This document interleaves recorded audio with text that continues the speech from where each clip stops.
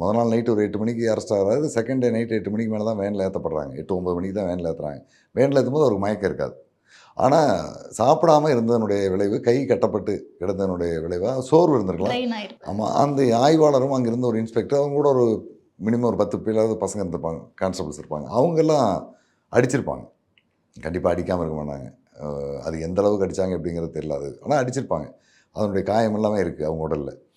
கொண்டு வந்து வேனில் ஏற்றுறாங்க. வேனில் ஏற்றும் போதே அவங்கள கொன்னுட்டாங்களா?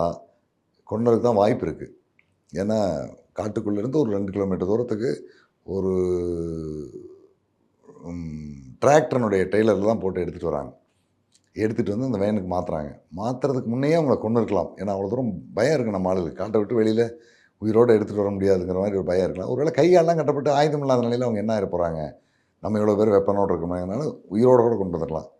கொண்டு வந்து வேனில் ஏற்றி வேனில் உட்கார வச்சதுக்கப்புறம் அவரை கொன்னுருக்கலாம்.